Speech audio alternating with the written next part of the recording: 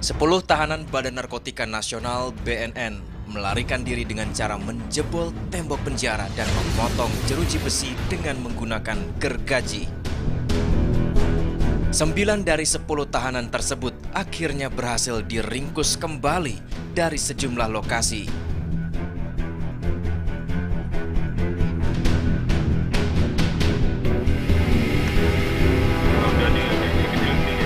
Dua pria ini adalah Abdullah dan Hamdani. Mereka adalah tahanan kasus narkoba yang sempat melarikan diri dari rumah tahanan Badan Narkotika Nasional akhir Maret 2015 lalu. Abdullah dan Hamdani ditangkap dalam pelariannya ke negeri jiran Malaysia.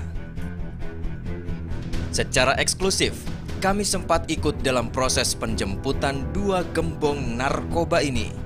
Dari malam itu apa yang kamu lakukan pada saat itu? Bantu apa? Bantu korek-korek juga Pak. Ada. Yang cerita yang benar, yang jelas. Gimana? Saya ada bantu korek-korek juga Pak.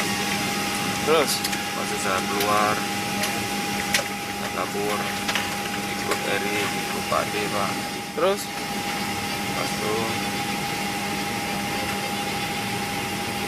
saya turun, saya naik mobil truk Pak. Terus? Pas itu saya turun ke Dumai Pak. Terus? Dari Dumai saya naik boat Pak. Masuk ke Malaysia Pak. Siapa yang mimpin kalian tuh? Ide pertama kali pasti ada, nggak mungkin rame-rame. Eri Pak. Siapa? Eri Pak. Bilang apa di waktu itu? Ngajak korek Pak. Ngajak kabur Pak. Pas kami masuk memang udah ada lubang di kamar itu Pak. Alat-alatnya gimana itu? Alatnya ada berupa besi Pak. Dari mana? Di dalam kamar itu udah ada Pak. Siapa yang bawa? Nggak tahu Pak. Kenapa milihnya Malaysia larinya? Nggak tahu milih kemana lagi Pak. Karena kalau di Indonesia takut tangkap lagi Pak.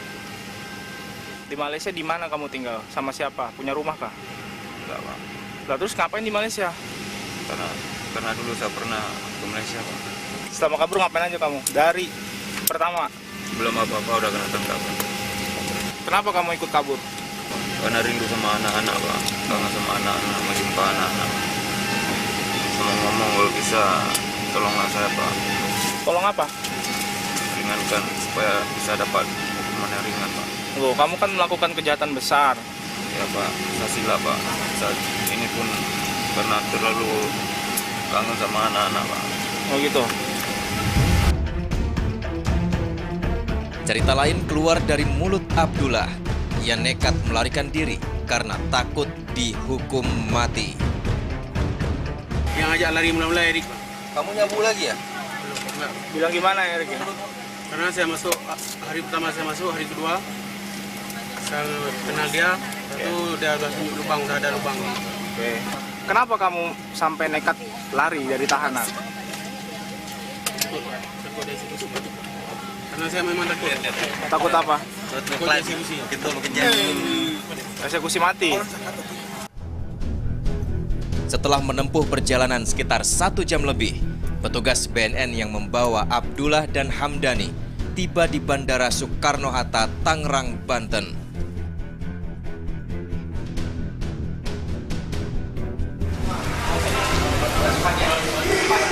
Dengan pengawalan ketat, keduanya digiring.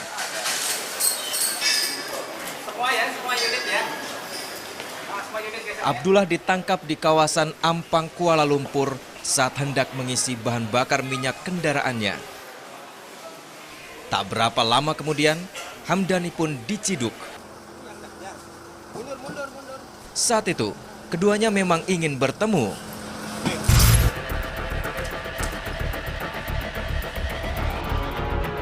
Kesembilan tahanan yang kembali ditangkap masing-masing, Abdullah alias Dullah, Samsul Bahri alias Kombet, Hamdani Razali, Hasan Basri. Mereka merupakan jaringan narkoba asal Aceh dengan barang bukti 75 kg sabu. Kemudian Apip Apriansyah dan M. Hussein, tersangka pemilik sabu 25 kg. serta Erik Yustin, Hari Radiawan alias Pak D, dan yang terakhir Franky Gozali alias Thomas, yang kesemuanya merupakan tersangka narkoba jenis sabu dan ekstasi. Sementara Usman alias Raoh yang tergabung dalam jaringan narkoba asal Aceh hingga kini masih diburu. Setelah lolos dari sel rumah tahanan BNN, ke-10 tersangka membentuk 3 kelompok dan mereka melarikan diri ke sejumlah tempat.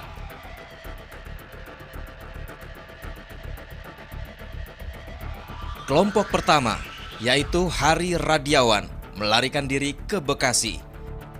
Ia akhirnya tertangkap di sebuah rumah kos pada 21 April 2015 lalu.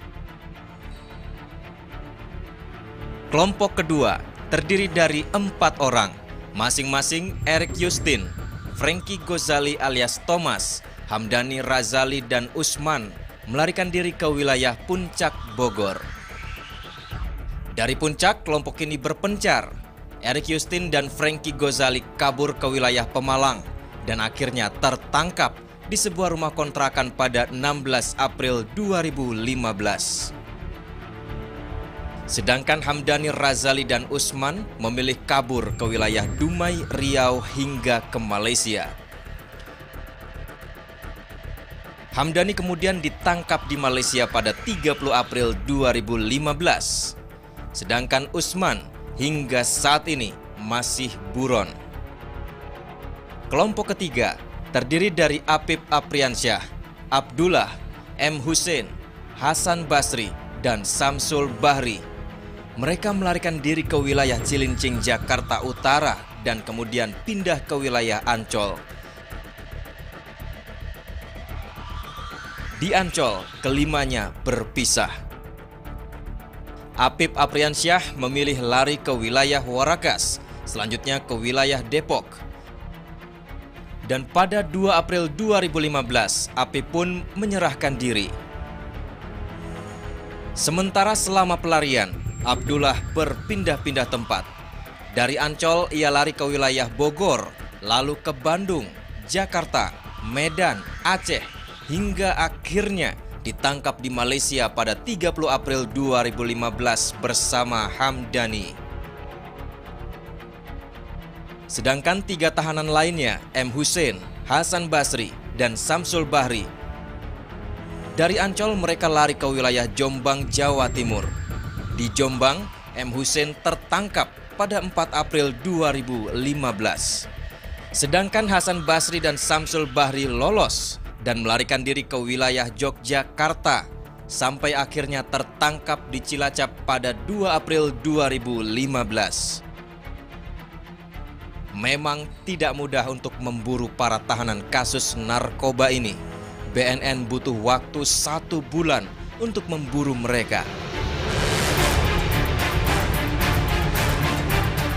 Hamdani bikin tali dari kain sarung. Itu dia yang panjat dulu, saya yang naik. Lalu ikut oleh kawan-kawan yang lain.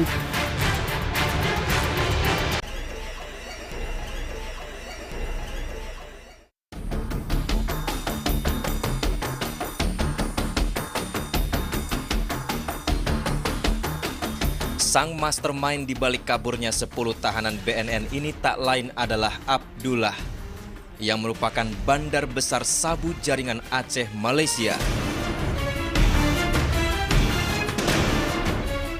Abdullah sendiri ditangkap BNN atas kepemilikan sabu seberat 75 kg pada Februari lalu. Selain sabu, BNN juga menyita aset-aset Abdullah berupa 4 unit mobil mewah, 3 alat berat jenis eskavator, dan sejumlah tanah yang diduga hasil bisnis haramnya. Dan kami sempat mewawancarai Abdullah untuk mengetahui bagaimana dia merencanakan pelariannya. Masa itu Hamdani bikin tali dari kain sarung. Itu dia yang panjat dulu, ikat tali. Pak Hamdani ikat tali, saya yang naik. Lepas itu ikut oleh kawan-kawan yang lain. Saya, Husin, Apip, Hasan, Samsul, satu taksi ke Priok. Sampai di Priok, saya naik ojek dengan Apip, dibawa ke rumah kawannya Apip. Sampai sana saya tinggal di sana 3 hari. Itu saya telepon kawan, dijemput dan dibawa saya ke Bogor. Di Bogor lebih kurang 5 hari. Saya dibawa ke Bandung. Di Bandung 3 hari. Saya dihantar ke bus, lalu ke Jakarta. Dari Jakarta saya naik bus lagi ke Medan. Di Medan saya hubungi adik saya. Lepas itu dijemput, saya dibawa pulang ke Aceh. 1 hari di Aceh, saya membuat hubungan dengan kawan di Malaysia. Saya naik bot, pergi ke Malaysia.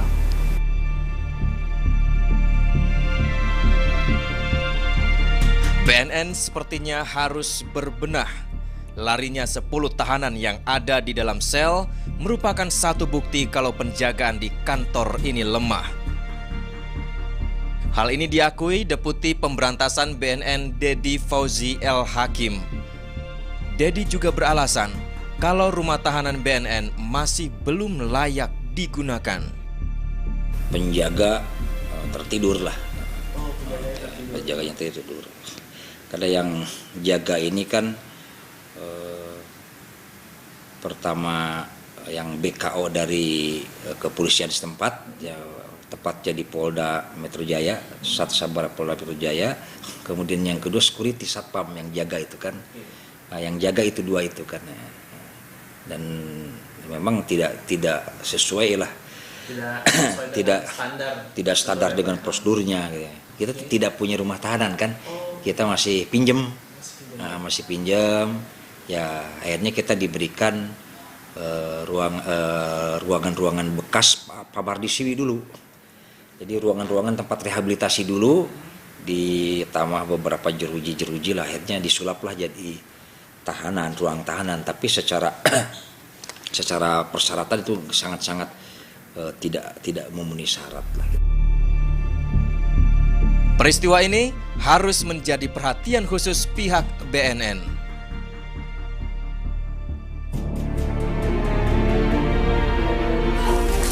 Garap! Nama kamu siapa, Buka cepat.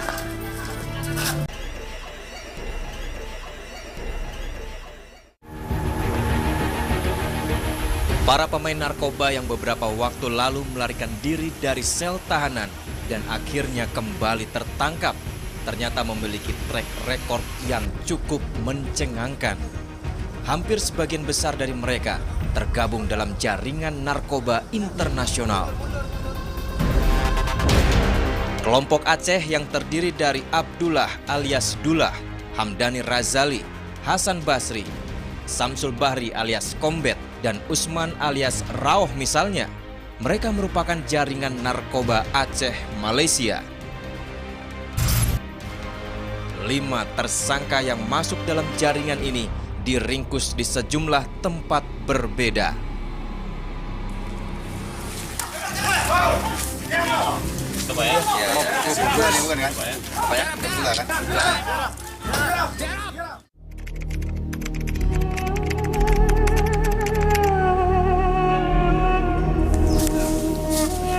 Sebuah rumah di Kampung Aluebu, Perlak, Aceh Timur digerebek petugas BNN. Diduga kuat, rumah ini digunakan sebagai gudang penyimpanan narkoba jenis sabu yang rencananya akan diedarkan di wilayah Aceh dan sekitarnya. Bang. Sebuah mobil minibus yang terparkir di halaman rumah digeledah. Bu, di sini. Petugas BNN menemukan 3 buah karung berukuran besar di dalam mobil ini. Setelah dibongkar, Ternyata karung ini berisi sabu. Coba ya. Ya, apa ya? Bukan gula kan? Bukan.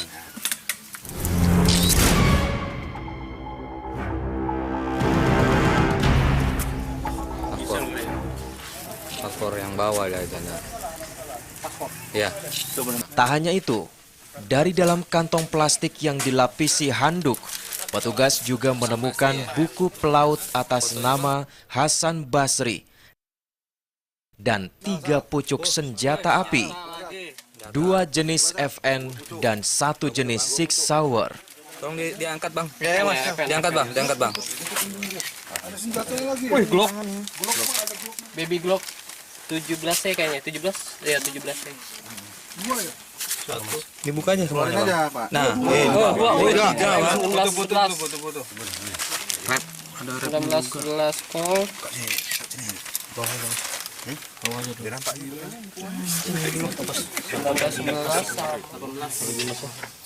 Petugas terus menggeledah setiap sudut mobil, sampai akhirnya ditemukan lagi sebuah bungkusan hitam di dalam laci depan mobil.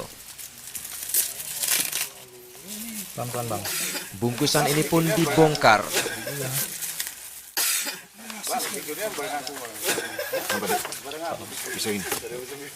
Dan ternyata di dalamnya berisi sabu.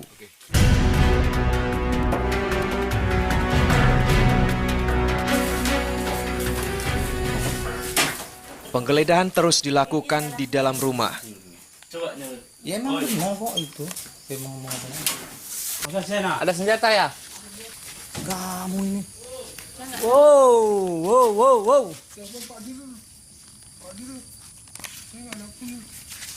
Ada bang Agus pak, saya nggak punya. Dan kembali ditemukan 1 pucuk senjata api. Bang buka bang itu. Kali ini jenis M16, berikut 4 buah magazin dan ratusan butir peluru. Senjata. 16.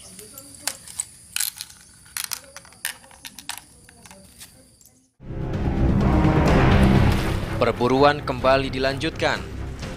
Kali ini tujuannya mencari Hasan Basri yang berperan sebagai kurir narkoba.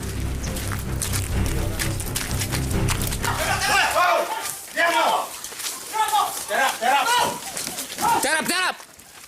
Nama kamu siapa, Hasan Basri tak berkutik saat ia diringkus petugas BNN di dalam rumahnya. Dapat.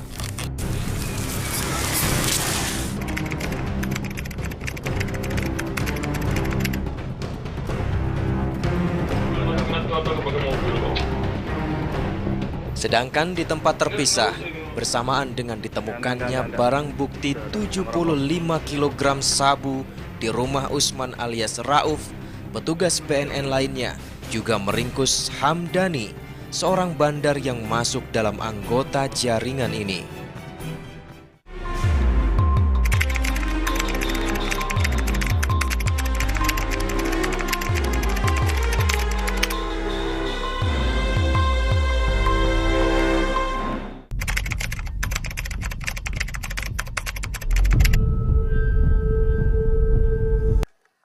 Dan terakhir, petugas BNN meringkus Usman alias Raoh.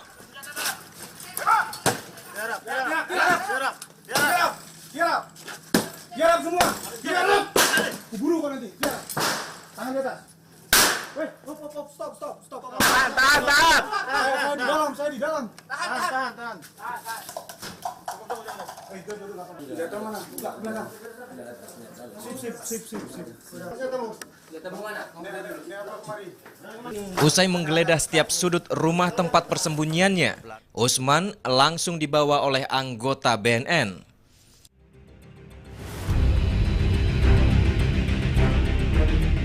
Selain jaringan ini, ada nama Erik Justin yang merupakan kaki tangan Sylvester Obikwe Nualise alias Mustafa, terpidana mati yang telah dieksekusi pada gelombang kedua beberapa waktu lalu.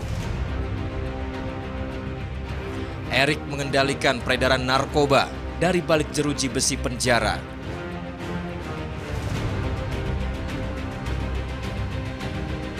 Para pemain ini memang kelompok-kelompok kelas kakap.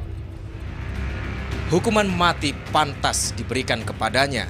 Mereka telah banyak merusak masa depan anak bangsa.